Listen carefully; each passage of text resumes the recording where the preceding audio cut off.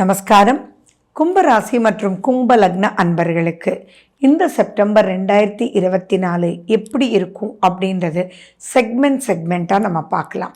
சரி, நம்ம சேனலை ஃபர்ஸ்ட் டைம் நீங்கள் பார்க்குறீங்க அப்படின்னா சப்ஸ்கிரைப் பண்ணிக்கோங்க, பெல் பட்டனை ப்ரெஸ் பண்ணுங்கள், ஆல்ன்ற ஆப்ஷனை சூஸ் பண்ணிக்கோங்க. சரி, ஃபர்ஸ்ட் எல்லாருக்குமே பார்த்தீங்கன்னா ஃபினான்ஸ் அப்படின்றது தான். அந்த ஃபினான்ஷியல் பொசிஷனை தான் குரு பார்க்குறாரே, அப்போ எல்லாமே நல்லா இருக்குங்க. ஒன்றுமே பெரிய பயம் பாதிப்புகள் வேண்டாம். சனி கிரகம் ஜென்ம சனியாக இருந்தாலும் அவர் வக்ரம் பெற்ற நிலையில் இருக்கிறதுனால நெகட்டிவிட்டி குறைஞ்சே தான் இருக்கும். ஸோ பணம் இந்த பக்கம் வந்துட்டே இருக்கும், ஆனால் இந்த பக்கம் செலவு ஆயிட்டே இருக்கும். அது சுப விரயமாக கூட இருக்கிறதுக்கு வாய்ப்புகள் நிறைய பேருடைய ஜாதகத்தில் இருக்குது. சிலருடைய ஜாதகத்தில் ஒரு அறியாத பயம் இருக்கும். அந்த பயத்தினால் நீங்கள் நெக்ஸ்ட் ஸ்டேஜுக்கு போகாமல் இருப்பீங்க. அண்ட் நிறைய ஆராய்ச்சி, இப்போ பார்த்தீங்கன்னா இது பண்ணலாமா வேண்டாமா நினைக்கலாம். கண்டிப்பாக எதுலேயுமே R&D தான் நமக்கு ரொம்ப இம்பார்ட்டன்ட். ஆனால் அந்த ரிசர்ச்சுக்கு ஒரு டைம் பீரியட் இருக்கு இல்லையா, அந்த டைம் பீரியட் ரொம்பவே எடுத்துக்குவீங்க.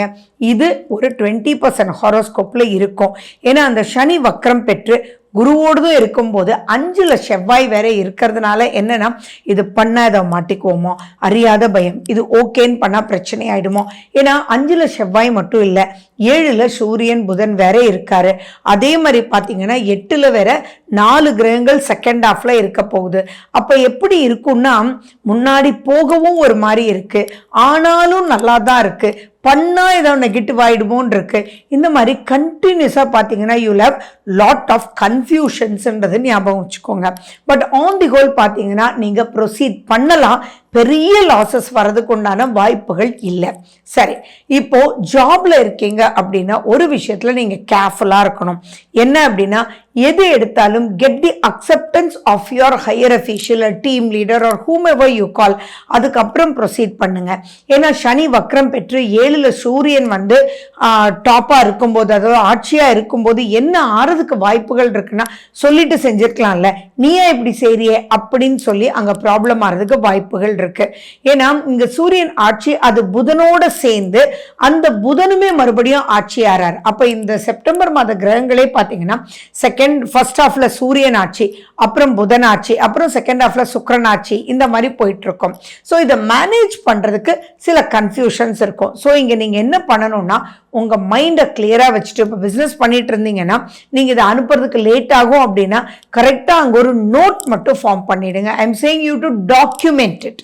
அதை டாக்குமெண்ட் பண்ணிட்டீங்க அப்படின்னா திங்ஸ் வில் பி கிளியர். இல்லாட்டி என்ன ஆகும்னா, நீங்க ஃபார் எக்ஸாம்பிள் ஒரு 600 ரூபான்னு ஒரு ப்ராடக்ட் முடிச்சிருப்பீங்க, ஆனா நீங்க 650ன்னு போட்டு அனுப்பி விட்டுருவீங்க. அந்த இடத்துல சில குளறுபடிகளும் கன்ஃபியூஷன்ஸும் வர்றதுனால அது டோட்டலி கட்டாறதுக்கு உண்டான வாய்ப்புகள் இருக்கு. ஸோ இப்போ பிசினஸ்ல என்ன வேணும், அலர்ட்டா இருக்கணும்.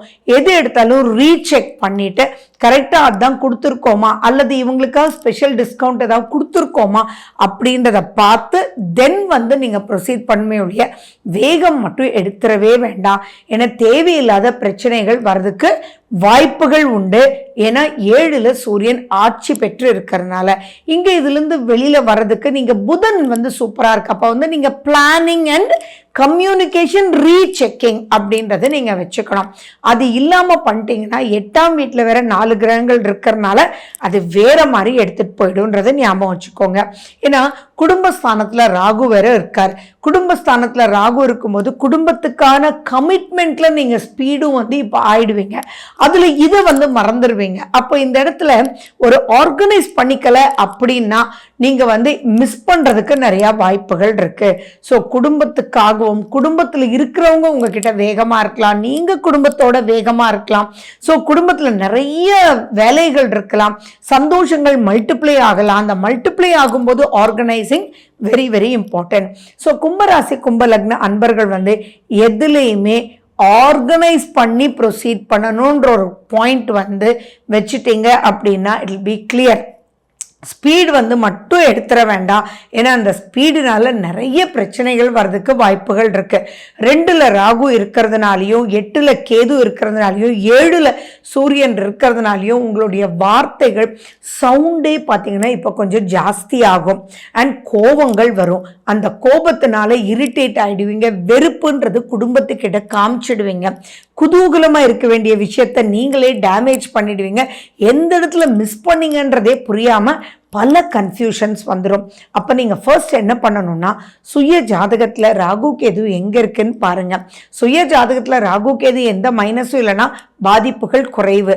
அப்படி இல்லைன்னா பாதிப்புகள் ரொம்ப ரொம்ப ரொம்ப ரொம்ப அதிகம். வித் ஹூமெவர் யூ மீட் அப்படின்னு வச்சுக்கோங்க.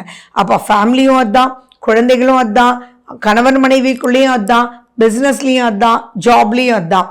அப்போ தேவையில்லாமல் பணம் அப்படின்றது வந்துட்டு இருந்தாலும் அது பற்றின ஒரு இன்ட்ரெஸ்டே இல்லாமல் நிறையா வந்து மைனஸ் ஆகிறதுக்கு வாய்ப்புகள் இருக்குது. குழந்தைங்க அப்படின்னு எடுத்துக்கும் போது 5ஆம் வீட்டில் செவ்வாய் போய் உட்கார்ந்துட்டு இருக்கு. 5ஆம் வீடு அப்படின்ற இடத்துல இருக்கக்கூடிய செவ்வாய் வந்து உங்களுடைய 10ஆம் வீட்டினுடைய அதிபதி ப்ளஸ் 3ஆம் வீட்டினுடைய அதிபதி. சனியினுடைய பார்வையும் அங்கே இருக்குது. அப்போ அந்த இடத்துலையும் நிறைய கோபங்கள் உங்களுக்கும் உங்கள் குழந்தைக்கும் வர்றதுக்கு வாய்ப்புகள் இருக்குது. அண்ட் சூரியன் அப்படின்றது தந்தை. அப்போ இங்கே என்ன ஆகுது, தந்தை மகனுக்கும் நிறைய வாக்குவாதங்கள், மிஸ் அண்டர்ஸ்டாண்டிங். சின்ன சின்ன விஷயங்கள் தந்தை சொல்கிறது மகனுக்கு வலிக்கும், மகன் சொல்கிறது தந்தைக்கு வலிக்கும். இந்த மாதிரி எல்லாம் வந்து ஒரு கச்சாமுச்சான்னு ஓடிட்டு இருக்கு. அப்போ சுபமான விஷயங்களை ரசித்து செய்ய முடியாத ஒரு நிலைக்கு ஜாலி இல்லாமல் நிறைய விஷயங்கள் வந்து அங்கே போகுது. 18ஆம் தேதிக்கு அப்புறம் அந்த ஜாலி எல்லாம் வந்துடும். பயப்பட வேண்டிய அவசியங்கள் இல்லை. பட் ஸ்டில் நிறைய விரயமாகாது குரு விரயஸ்தானத்தில் பார்க்கறதுனால. பட் அந்த மன சஞ்சலம், மன கிளேசம்னு சொல்கிறோம் இல்லைங்களா, அந்த இடத்துல வந்து நீங்கள் ஜாக்கிரதையாக இருக்கணும். அண்ட் மேலும் கண்டிப்பாக சொல்கிறேன், கும்பராசி கும்பலக்ன அன்பர்கள் சுய ஜாதகத்தை நீங்கள் பார்த்துக்கணும். ஏன்னா ஆரோக்கியத்தில் நிறைய நீங்கள் அசால்ட்டாக இருந்து சின்ன விஷயம் மிஸ் பண்ணதுனால பெரிய லெவல் மைனஸ் ஆகிறதுக்கு ஆரோக்கிய பிரச்சனைகள் காமிக்குது. மன ஆரோக்கியமும் சரி, உடல் ஆரோக்கியமும் சரி. ஏன்னா ஆரோக்கியம் அப்படின்னு வரும்போது அங்கே செவ்வாயும் பார்த்தீங்கன்னா அவ்வளோ திருப்திகரமாக இல்லை. அதே மாதிரி சூரியனும் திருப்திகரமாக இல்லை. 8ல் இவ்வளோ கிரகங்கள் இருக்குது. அப்போ வந்து என்ன ஆகுனா, ஒழுங்காக மெடிசன் எடுத்துகிட்டு இருந்திருப்பீங்க, திடீர்னு மறந்துடுவீங்க. மேபி அது வந்து ஒரு தைராய்டு மெடிசனாக இருக்கலாம், அல்லது டயபெட்டிஸ் மெடிசனாக இருக்கலாம். மறந்துட்டீங்கன்றதை விட அதுக்கு ஆப்போசிட் ஃபுட் எனர்ஜியும் எடுத்துருவீங்க. ஸோ இதெல்லாம் பார்த்தீங்கன்னா ஒரு டென்ஷனை பெரிய லெவலில் உருவாக்கி விட்டுரும். ஸோ நீங்கள் வந்து கண்டிப்பாக உங்களுடைய உடல் ஆரோக்கியத்தில் மெடிசன் எடுக்கிறதுல நீங்கள் ரொம்ப கேர்ஃபுல்லாக இருக்கணும். ஏன்னா இப்போ நீங்கள் மெடிசன் எடுக்கலைன்னு சொல்லி உங்களுடைய ஸ்பவுஸ் சொன்னால் கூட உங்களுக்கு கோபம் வந்துடும். அதில் எனக்கு தெரியாதா அப்படின்றது வந்துடும். ஸோ இங்கே வந்து எண்டு நிற்கிறது பார்த்தீங்கன்னா வெறுப்பு, எல்லாமே வந்து ஒரு இன்ட்ரெஸ்ட் இல்லாமல் அப்படின்னு போய் கடைசியில் நல்லதை அனுபவிக்க முடியாமல் கொண்டு போயிடும். ஸோ உங்களுடைய ஹெல்த்தில் ரொம்ப கவனம் தேவை. அதே மாதிரி ஆரோக்கிய பிரச்சனைக்குள்ளே மாட்டாமல் இருந்துருங்க. க்ளீனான இடத்துல சாப்பிடுங்க. என்னதான் விஷயங்கள் இருந்தாலும் அந்த இடத்துல உங்களை நீங்கள் பார்த்துக்கணுன்றது ரொம்ப முக்கியம்.